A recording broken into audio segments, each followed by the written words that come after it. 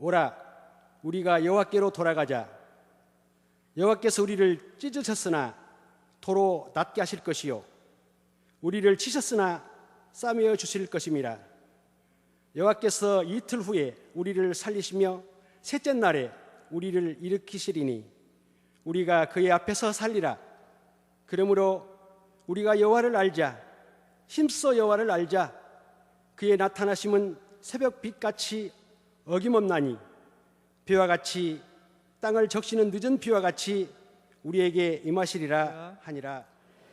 혹시 가출해 보신 적 있으십니까? 집 나가면 개고생이라는 말 이렇게 TV에 나오더라고요. 요즘에 가출한 아이들이 참 많습니다.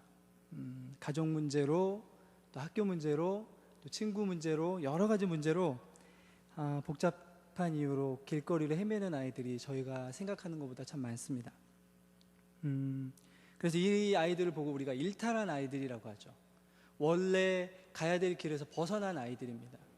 학생으로서 또 자식으로서 가야 될 길이 있는데 이 아이들은 어떤 문제 때문에 그 길에서 한참 벗어나서 어른들이 보기에는, 또 부모들이 보기에는 나쁜 길로 가는 그런 아이들, 일탈한 아이들이라고 저희가 얘기합니다. 어떻게 이 아이들에게 해줘야 될까요? 부모들, 일탈한 아이들을 두고 있는 부모님들은 어떤 마음일까요? 단 한 가지일 겁니다. 돌아오기만 기다리겠죠. 제발 집으로 돌아오기만 해라. 제발 집으로 돌아오기만 해라. 그런데 아무리 돌아오라고 해도 이런 아이들은 참 이상하게도 잘 돌아오지 않습니다. 오히려 마음도 몸도 더 멀어지기만 하고 불편하고 처량한 처지에 빠지는데요. 그런데도 자기 자신들의 불편함을 뒤로하고 오히려 단절된 부모님과의 사이로 들어가는 것보다 차라리 이것이 낫다라고 하고 그곳에 머무릅니다. 이 아이들이 거기에 머무를 수 있는 이유는 무엇이냐면 사실은 단절된 부모, 또 친구, 학교와의 사이에서 주는 그 압박과 스트레스보다 그들이 머물고 있는 자리에서 누군가 다른 무엇이 주는 기쁨과 또 무엇인가가 있기 때문입니다. 그것이 없다면 머무를 수가 없죠. 그런데 그러한 것들이 이런 아이들의 마음을 채우고 있기 때문에 아무리 돌아오라고 얘기해도 이 아이들 듣지 않습니다. 오히려 그것이 전부라고 생각하고 그것이 더 좋은 것이라고 생각합니다. 근데 문제는 더 있습니다. 밖에 나간 아이들도 문제이지만 집 안에서도 단절된 삶을 살아가는 아이들이 무척 많다는 것입니다. 다만 몸이 밖에 나가지 않았을 뿐이지 집 안에 있으면서도 부모들과 단절된 삶을 사는 아이들이 얼마나 많은지 모릅니다. 오늘 말씀 저희가 읽었던 호세아서 6장 말씀, 호세아서는 여러분이 아마 잘 아실 겁니다. 한 2주 전에 그 서요한 목사님께서 오전 말씀에 아마 호세아서를 했던 것을 기억합니다. 북이스라엘을 향해서 외쳤던 선지자가 호세아였습니다. 고멜이라는 음란한 여인을 아내 삼으라고 하는 명령을 들어가면서까지 하나님의 말씀을 전했던 선지자가 호세아였습니다. 그 당시 북이스라엘은 여로보암 2세라는 왕 치하에서 엄청난 부와 또 막강한 이 군사력을 가지고 있었던 정말 잘 나가던 그런 시기였습니다. 황금기였죠. 북이스라엘의 어쩌면 황금기였습니다. 그런데 그들을 향해서 계속해서 돌아오라 돌아오라 회개하라고 외쳐도 눈앞에 보이는 너무나 좋은 것들 때문에 이스라엘 사람들은 돌아오지 않았습니다. 마치 아이들이 집 나갔다가 아무리 돌아오라고 외치는 부모님들의 얘기를 들어도 돌아오지 않았던 것처럼 북이스라엘 민족들은 오히려 더 시간이 가면 갈수록 하나님에게서 멀어져만 갔습니다. 그런데 하나님은 끝까지 포기하지 않으십니다. 음란한 여인 고멜을 아내 삼으라고 그렇게 명령하시면서까지 호세아에게, 선지자들에게 하나님의 사랑이 어떤 것인지를 보여주십니다.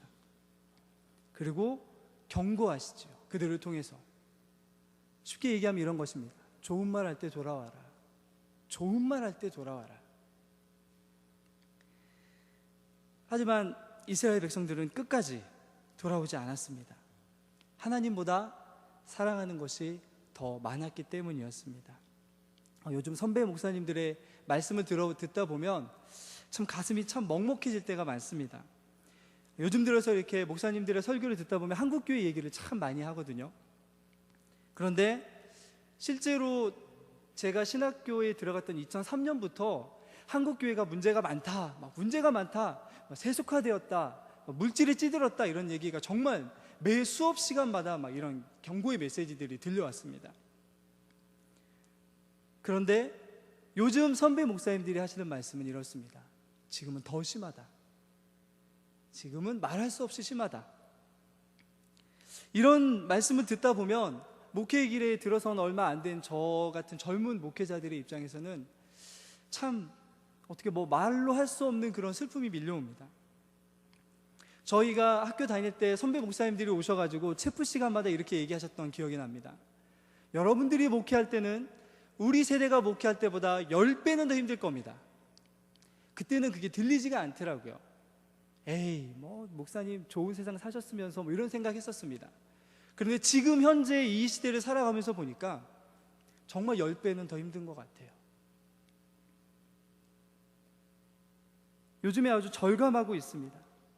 뉴스를 듣다 보면 우리 서문교회만 힘든 게 아니더라고요. 힘든 교회가 얼마나 많은지 모릅니다. 한국 교회를 이렇게 보면 힘든 교회 투성이더라고요. 그런데 문제가 더 있습니다. 예수님께서 말씀하시죠. 교회의 맛을 잃으면 밖에 던져져서 밟히우는 맛을 잃은 소금처럼 될 거다라고 경고하셨습니다. 그런데 이상하게 우리가 이런 경고를 너무 많이 들었나 봐요. 더 이상 이게 경고로 들리지 않는 것은 아닌가라는 생각을 해보게 됩니다. 마치 여러분 아시죠? 매달 15일인가 그 민방위 훈련을 하죠. 2달마다 하나요? 민방위 사이렌이 엥 울려도 가던 차들은 안 멈추더라고요. 그냥 막 가다가 억지로 멈추게 해야 멈춥니다. 민방위 훈련의 날인데도 불구하고 오히려 이런 생각을 해보게 되었습니다. 우리가 예수님이 말씀을 통해서 우리에게 들으셨던 이 맛을 잃은 소금에 대한 이 경고가 이제 정말 민방위 훈련 사이렌처럼 그냥 흔히 듣던 그런 경고, 그냥 흔히 들렸던 그런 걸로 이제는 무디어지고 무감각하게 들리는 것은 아닌지라는 생각을 해보게 됐습니다. 특별히 교회가 이 싸우는 상대를 잘못 골랐습니다. 여러분 백혈병을 아시죠? 자기 자신과의 이 면역 싸움에서 스스로 세포들과의 싸움에서 일어나는 병이 백혈병입니다. 하나님이 분명히 교회를 이 땅에 세워주시고 불러주셨을 때는 사단과 전쟁하도록, 사단에게 묶여있는 영혼들을 그들과 전쟁에서 끌어와서 이곳에서 하나님을 만날 수 있도록 하는 구원의 방주 역할을 하도록 교회를 세워주셨습니다. 잘못된 교훈, 또 이단들과의 싸움을 우리에게 책임져 주셨던 것이죠. 그런데 요즘 교회의 모습을 보면 이단들과도 싸우지만 오히려 교회가 무너지는 모습들을 보면 자중질환으로 무너지는 것 같습니다. 적들과 싸우다가 숨져가는 그런 군인들이 아니라 내부의 그 적들과 싸우다가, 내부와 싸우다가 오히려 교회가 힘을 잃어가고 무너져가는 것을 보게 됩니다. 사랑해야 될 대상들과 싸우다 보니까 교회가 사랑을 잃어버리게 되었습니다.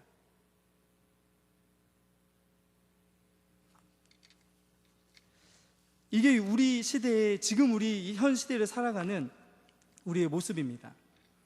호세아가 경고했던 북이스라엘의 모습과 지금 우리가 살아가는 현대 이 시대의 크리스찬들의 모습이 그건 얼마나 다를까요? 그렇다면 오늘 말씀에 기초해서 이렇게 하나님께서 이렇게 아파하는 교회의 모습을 보시고 뭐라고 말씀하실까? 저는 오늘 1절 말씀을 통해서 하나님이 이 말씀하시겠다라는 것을 생각해 보았습니다. 제가 1절을 다시 한번 읽어보겠습니다. 1절입니다. 오라 우리가 여호와께로 돌아가자. 여호와께서 우리를 찢으셨으나 도로 낫게 하실 것이요 우리를 치셨으나 싸매어 주실 것임이라. 여러분, 우리가 돌아가야 될 자리가 어디입니까? 우리가 만약에 일탈하고 있다면, 하나님 보시기에 일탈한 상태라면 우리는 어디로 돌아가야 될까요? 처음에 그 뜨거웠던 사랑의 자리 기억나십니까? 예수님을 처음 만나고 느꼈던 그 뜨거운 사랑의 자리, 그곳이 어디이십니까? 열심히 교회를 섬기면서도 불평하지 않고 불만하지 않고 뜨겁게 그저 교회를 사랑하고 하나님을 사랑해서 섬겼던 그 자리, 여러분 혹시 지금 우리가 그 자리에 있습니까? 아니면 그 자리에서 한참 벗어나 있는 것 아닙니까? 성도들과 함께 웃고 함께 울던 자리에 있습니까? 아니면 비평하고 나쁜 말을 쏟아내는 자리에 있지는 않습니까? 우리 교회가 겪는 아픔이 무엇인지를 다시 한번 생각해 보았으면 좋겠습니다.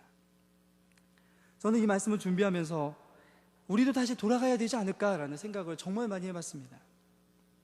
120년 전에 이곳 전주 땅에 테이트 선교사님, 정예원 선생님, 또 레이놀즈 정킹과 같은 수많은 분들의 땀과 수고로 교회가 세워졌습니다. 그런데 한 가지 궁금한 게 생겼습니다. 도대체 하나님은 120년 전에 어떤 마음을 가지고 이곳에 서문교회를 세우셨을까? 그리고 이곳에 교회를 세우셨던 분들의 마음은 어떠하셨을까? 여러분 어떻게 생각하십니까?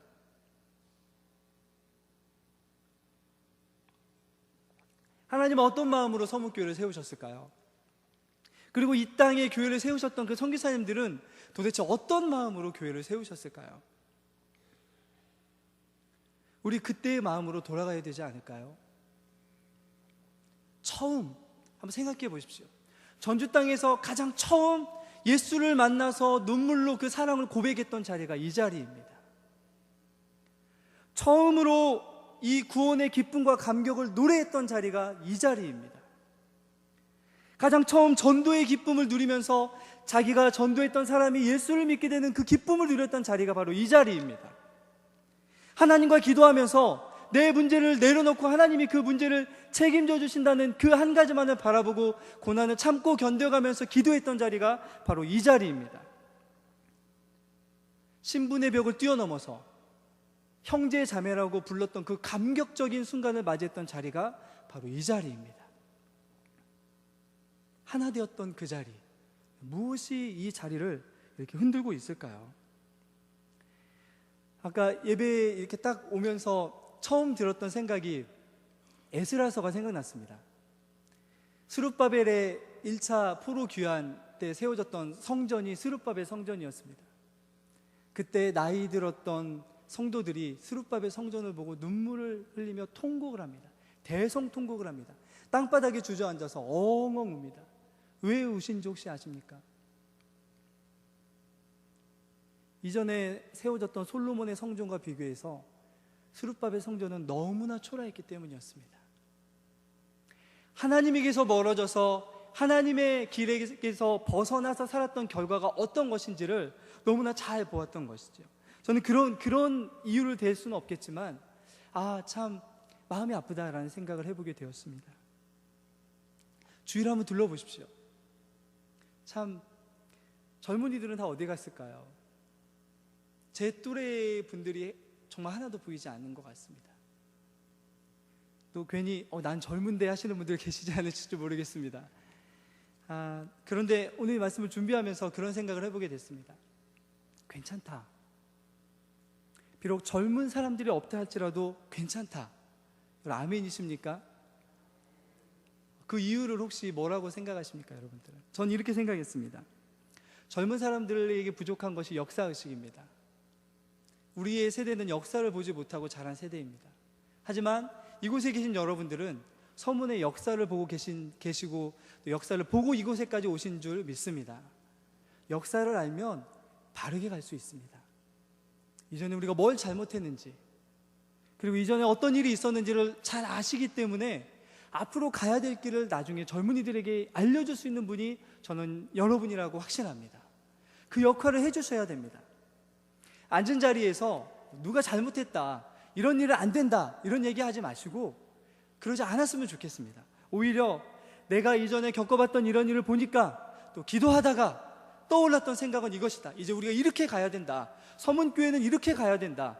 서문에는 하나님의 이런 은혜가 필요하다라고 말할 수 있는 우리 성도들 되시기를 간절히 축원합니다. 그때 젊은 사람들의 귀가 열릴 것입니다. 역사를 경험했던 저분들의 저 신앙의 고백을 우리가 따라가야겠다. 희망이 있는 거죠. 소망이 있는 거죠. 어떻게 보면 지금 저희는 아주 중대한 기로에 서 있는 것 같습니다.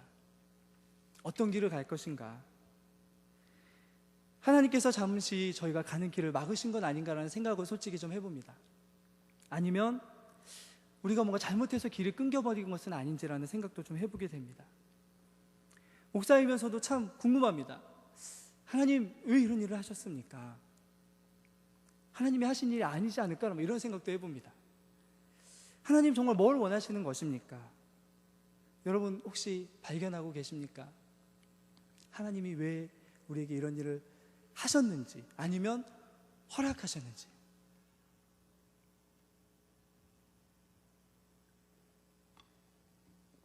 예전에 한번 막힌 우물에 대한 이야기를 했었는데 기억나시는 분이 계신지 모르겠습니다. 교회를 우물로 비유하자면 우물이 막히면 안 되죠. 절대 우물에서는 깨끗한 생수만 흘러나와야 되는데 우물에 다른 것들이 들어가고 돌덩어들이 채워지면 우물이 막혀서 생수를 얻을 수가 없게 됩니다. 파내야 되죠. 우물을 파내서 다시 깨끗한 생수가 흘러나오도록 해야 됩니다. 이 말씀을 준비하면서 다시 한번 생각해 봤습니다. 파는 것만으로는 다가 아니다라는 생각이었습니다. 무슨 생각이었냐면 왜 막혔는지, 뭐가 막았는지를 알면서 파내야 된다는 거죠. 만약에 막혀버렸다면 다시 파낼 때 우리가 기억해야 될 것은 왜 막혔는지, 무엇이 막았는지, 무엇으로 막혔는지를 알면서 다시 이 일이 우리에게 일어나지 않을 수 있도록 해 나가야 된다는 것이죠. 많은 사람들이 서문교회에 대해서 이야기하고 있습니다. 한편으로는 어떤 목사님께서 이런 얘기를 하시더라고요. 제가 서문교회에서 사역했다는 것에 대한 놀라운 자부심을 가지고 있습니다. 제가 최근에 들었습니다. 지금 다른 곳에 계시지만요, 120년 역사의 서문교회, 지금 우리가 겪고 있는 이 사건은 어떤 의미가 있을까요? 제가 한 가지 생각했던 것은 이것이었습니다. 얼마 전에 차를 타고 가는데 신호등을 이렇게 봤는데 제 앞에 이렇게 차가 있었습니다. 차가 있는데 그 앞에 이렇게 영어로 뭐라고 써 있더라고요. 그 차 뒤에 유리에 뭐 영어로 막 굉장히 많이 뭘 써놨더라고요. 참 그걸 어떻게 붙였는지 힘들었을 텐데 첫 문장이 눈에 탁 들어왔습니다. 영어로는 못하겠지만 기억나는 표현 해석은 이것이었습니다. 첫 번째 발걸음은 항상 가장 힘들다. 첫 번째 발걸음은 항상 가장 힘들다. 아무도 가지 않는 곳에 첫 번째 발걸음을 내디뎠을 때 다른 어떤 사람들에게 생기지 않는 상처가 생겨납니다. 가시덤불을 헤치고 지나가야 되고요, 돌 넘어가다 미끄러지기도 하고요, 얼마나 힘든지 모릅니다. 누구도 가지 않은 길을 처음 가는 그 발걸음에는 항상 상처가 남기 마련입니다. 제가 보니까 우리 서문교회는 항상 첫걸음 내딛는 교회더라고요. 여러분 한번 생각해 보십시오. 오늘이 9월 25일입니다. 120년 하고 9개월 하고 25일째 되는 발걸음을 걸어가는 교회가 전주에 어디 있습니까? 오늘 우리 서문교회가 첫걸음 내딛는 것입니다. 120년 9개월 25일째 첫걸음. 그러다 보니까, 첫걸음 걷다 보니까, 지금까지 전주에서 첫걸음을 걷고 전주 교회 역사에서 첫걸음을 걸어오다 보니까, 처음 걷다 보니까 상처도 많고 아픔도 많았더라고요. 아마 이 자리에서 그런 일들을 많이 겪어보신 분들이 있으실 거라 믿습니다. 그래서 오늘 이 말씀이 여러분에게 위로가 되었으면 좋겠습니다. 오라, 우리가 여호와께로 돌아가자. 그가 우리를 찢으셨으나 도로 낫게 해주실 것이고, 우리를 치셨으나 우리를 다시금 싸매어 주실 것이다. 아멘이십니까? 그렇다고 이게 무조건 일어나는 것은 아닌 것을 보게 됩니다. 이 당시에 사실은 호세아서 1장부터 5장 그 14절까지는 심판의 메시지만 있습니다. 잘못하면 이렇게 혼낼 것이다. 심판의 메시지만 있어요. 그런데 여러분, 오늘 읽지 않았지만 제가 오늘 사실은 꼭 읽고 싶었던 말씀이 15절입니다. 우리 15절 말씀을 한번 같이 한번 읽어보겠습니다. 같이 읽겠습니다. 시작. 5장 15절입니다. 다시 한번 같이 읽겠습니다. 시작.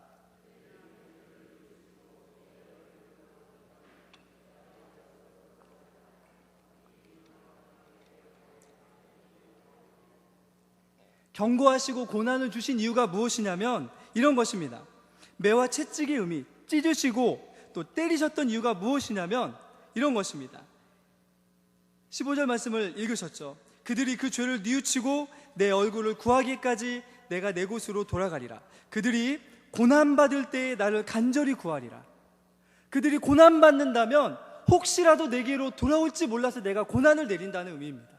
내가 이 북이스라엘에게 경고하고 심판을 내린 이유가 무엇이냐면, 혹시라도 내가 이렇게 엄한 벌을 내려서 나도 그들이 돌아온다면 내가 벌을 내리겠다 라고 하시는 게 하나님의 말씀 마음이었습니다. 쉽게 얘기하면 이런 것이죠. 이놈들 한번 혼나봐라. 그리고 아이고 하나님 잘못했습니다. 이제 제가 하나님께 돌아가겠습니다. 이렇게 돌아올지 모르니까 내가 혼내놓고 내가 있는 곳에 가서 기다리겠다 라고 하시는 게 하나님 말씀이세요. 혼 좀 나봐야 정신 차릴 테니까 좀 세게 혼내시겠다는 말씀입니다. 그리고 그냥 그것에서 끝나는 것이 아니고요, 제가 봤던 말씀이 내가 내 곳으로 돌아가리라. 항상 하나님께서 기다리고 계셨던 그곳에서 계속해서 기다리고 계시겠다고요.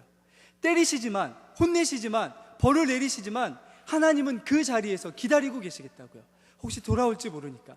집 나간 아들이 돌아올지 몰라서 10수년 전에 집 나간 아들을 기다리면서 이사같지 않는 부모의 마음처럼 하나님도 혼내시지만, 벌을 내리시지만 돌아올까 몰라서 기다리고 계시겠다고요. 그 자리에서, 항상 이스라엘 백성들을 만나셨던 그 자리에서 기다려주시겠다고 약속하십니다. 그래서 혼내시겠다고요. 그 마음을 호세아가 받습니다. 그래서 주변 사람들에게 이야기하는 것이죠. 기다리시는 주님께로 돌아갑시다. 혼내시지만 다시 싸매어 주실 하나님, 우리를 기다려주시는 그 하나님께로 돌아갑시다 라고 하는 말씀이 1절의 말씀인 것이죠. 아까 우리 김기덕 권사님께서 기도하셨던 것처럼 떠나간 둘째 아들을 기다리시면서 혹시라도 창피해서 동네 안으로 못 들어올까봐 동네 밖까지 나가서 기다렸던 아버지의 마음이 바로 이 마음입니다. 우리가 그 품에 안긴 사람들 아닙니까? 한 걸음만 더 나아간다면, 하나님께 돌아가기만 한다면 그분은 찢으셨지만 낫게 해주시고 싸매어 주시는 분이심을 보여주시는 것이죠. 저는 이 구절이 꼭 100% 우리 교회와 딱 들어맞는다고 생각하지 않습니다. 제가 아직도 확신하는 것이 좀 부족하기 때문입니다. 그런데 소원하는 것이 있습니다. 만약에 정말 이런 하나님이시라면 우리가 지금 겪는 이 상황이 하나님이 주신 것이었으면 좋겠다라고 생각했습니다. 왜 그러냐면 하나님이 내리신 것이라면 그것에는 분명히 목적이 있고, 오늘 1절의 말씀처럼 도로 낫게 해주시고 도로 싸매어 주실 것이기 때문입니다. 그래서 하나님이 이 일을 좀 하신 일이었으면 좋겠다라고 생각을 했습니다. 고난을 주시면서까지 멀어졌던 마음을 돌이켜셨던 그 하나님이시라면 이제 우리 서문의 성도들이 하나님께 더 돌아가 하나님께 간구하고 기다린다면 하나님이 얼마나 더 놀라운 일을 행하실까 하는 그런 생각 때문에 하나님이 하신 일이었으면 좋겠다라고, 하나님이 찢으시고 하나님이 때리신 일이었으면 좋겠다라고 생각을 해보게 되었습니다. 이런 아픔을 소망을 주시는 아픔이라고 제가 정리해봤습니다. 비록 아픔을 주시지만 더 큰 소망을 보게 하시는 하나님이 주시는 아픔, 이런 아픔이라면 얼마나 우리를 넉넉하게 만드는 아픔이겠습니까? 비록 그런 아픔을 주시는 하나님이시지만 함께 돌아오라고 말씀합니다. 오늘 1절 말씀에 우리가 여호와께 돌아가자, 호세아가 옆에 있는 이스라엘 백성들에게 이야기합니다. 우리 이제 함께 돌아갑시다. 전 이 함께라는 말에 좀 주목했으면 좋겠습니다. 우리 스스로만, 나 개인만 돌아가는 것이 아니라 우리 함께 돌아갑시다. 우리 모두가 돌아갑시다. 여호와 하나님께로 다시금 돌아갑시다. 이전에 하나님이 우리를 만나셨던 그 자리로 다시금 돌아갑시다 라고 함께 권면하는 우리 성도들 되시기를 간절히 축원합니다. 하나님이 이런 분이십니다. 하나님이 이런 분이시기 때문에 우리가 다시금 돌아갈 수 있는 것이죠. 어서도 돌아갑시다 라고 외칠 수 있는 것이죠. 더 이상 인간적으로 서로 왈가왈부 안 했으면 좋겠습니다. 이제 함께 돌아갑시다라는 말, 함께 우리 여호와께로 함께 가봅시다. 하나님이 어떻게 우리에게 역사하시는지, 하나님이 얼마나 우리를 사랑하시는지, 하나님이 이 교회에 얼마나 놀라운 일을 행하실지 우리 함께 가봅시다. 이런 말이 좀 우리에게 더 많이 흘러나왔으면 좋겠습니다. 여러분, 그런데 하나님이 어디로 오라고 하십니까? 우리 2절 말씀입니다. 2절 말씀도 같이 한번 읽어볼까요? 2절입니다. 같이 읽겠습니다. 시작.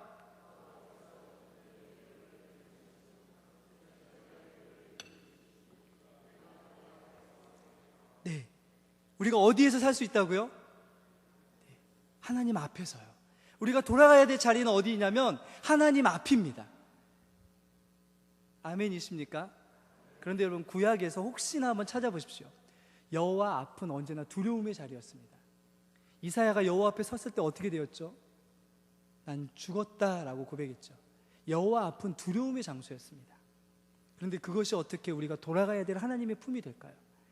여호와 앞은 언제나 두려움의 장소였는데 어떻게 그것이 우리가 하나님께로 돌아가 이 하나님의 위로와 능력을 경험할 수 있는 자리가 될까요? 제 친한 친구가 한 사람이 있습니다. 그 친구가 저를 만나면 가끔씩 이런 얘기를 합니다. 재웅아, 나는 세상 모든 아빠가 아이들을 때려도 너는 안 때릴 줄 알았다. 제가 때릴까요? 안 때릴까요? 제가 제 아들을 때리게 생겼습니까? 안 때리게 생겼습니까? 네, 저도 놀랄 정도로 때리고 있습니다.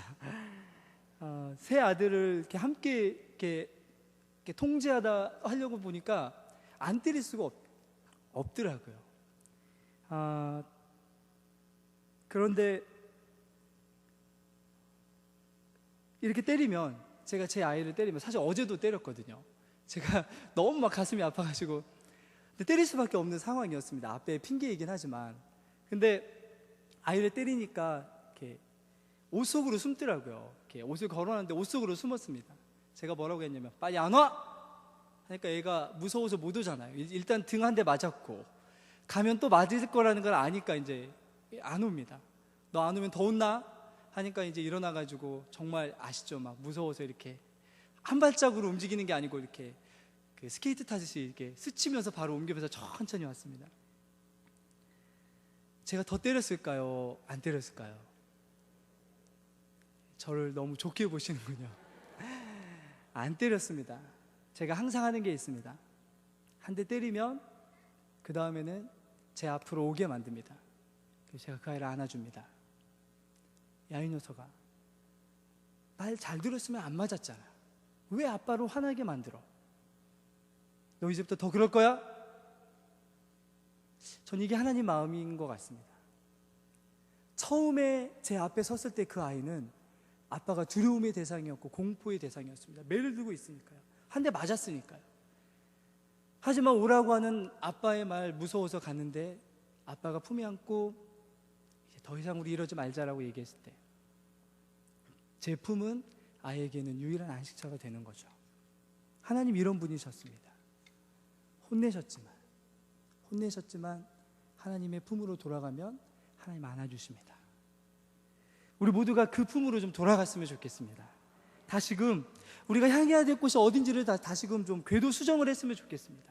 세상의 다른 어떤 것들 바라보지 않고 교회의 어떤 외적인 거나 또 교회의 어떤 다른 것들, 그런 것을 목적으로 삼지 않고 여호와 앞에서 부끄러움 없는 그런 삶, 여호와 앞에서 부끄러움 없는 사역, 여호와 앞에서 부끄러움 없는 교회가 되기를 위해서 우리가 달려간다면, 하나님 앞으로 달려간다면 하나님이 우리를 더 꽉 끌어안아 주시고 새로운 말씀으로 위로하시고 회복하여 주시지 않으시겠습니까?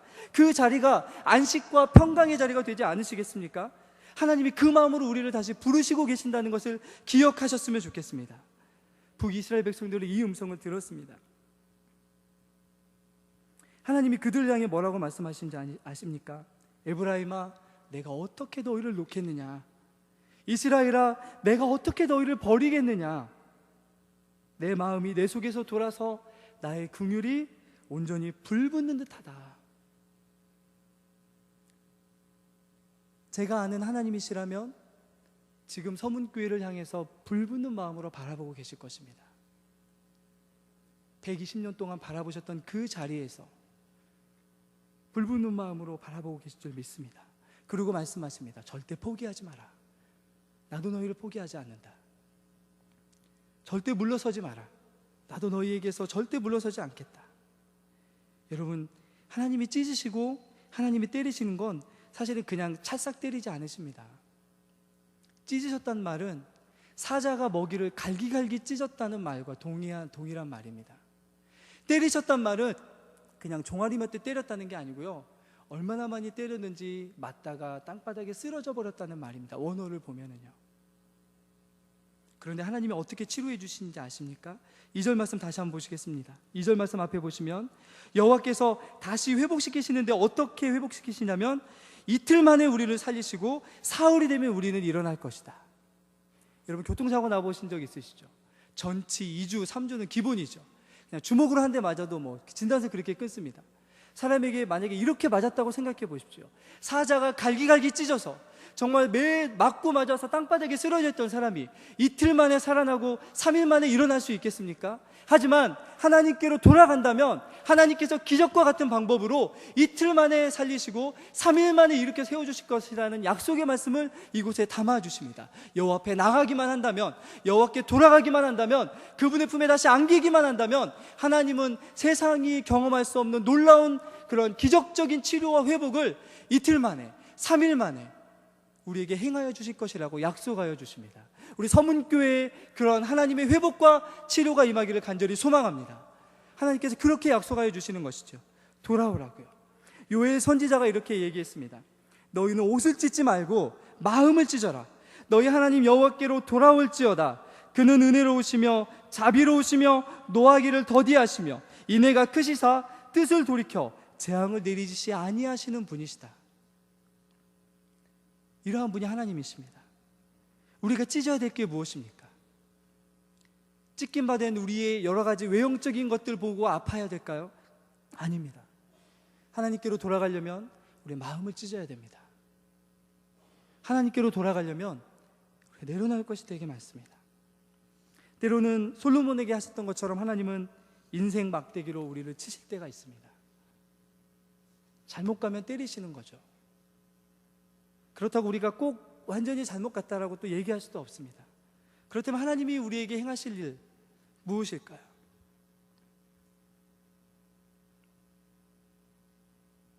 이틀 만에 살리시고 3일 만에 다시 살리실 하나님. 때로는 찢으시고 때로는 쓰러질 때까지 때리시지만 그것이 바로 우리에게 새롭게 일어나 하나님의 일을 새롭게 감당하기 위한 하나님의 목적과 하나님의 계획이 있을 것이라는 소망을 가지고 나아간다면 하나님의 치료와 회복은 우리에게 그 어떤 것보다도 더 빠르고 놀랍게 임하실 줄 믿습니다. 마지막으로 우리 3절 말씀을 보고 말씀을 마치도록 하겠습니다. 우리 3절입니다. 같이 읽겠습니다. 그러므로 우리가 여호와를 알자. 힘써 여호와를 알자.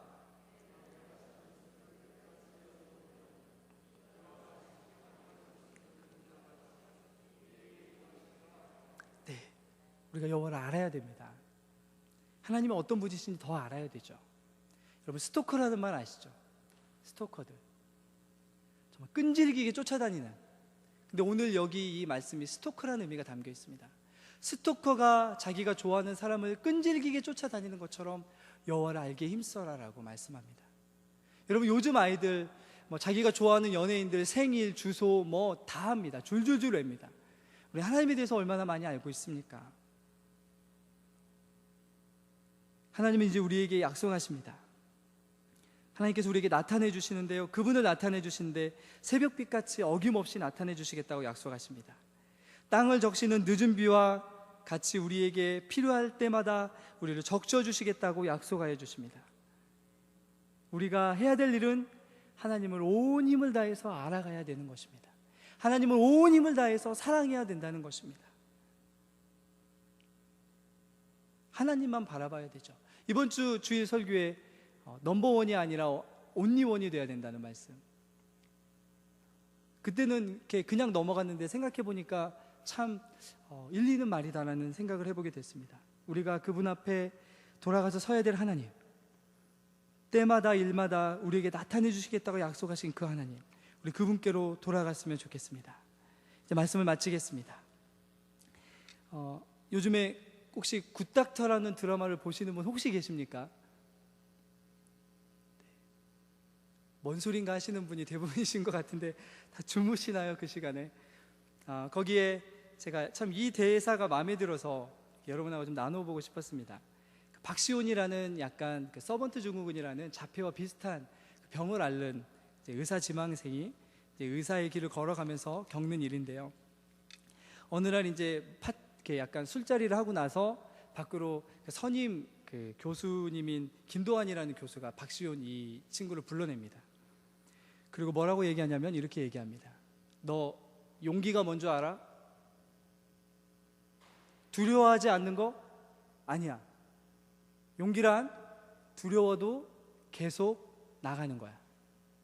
용기란 두려워도 계속 부딪혀 보는 거예요. 서문교회에는 트라우마가 하나 있을 줄 압니다.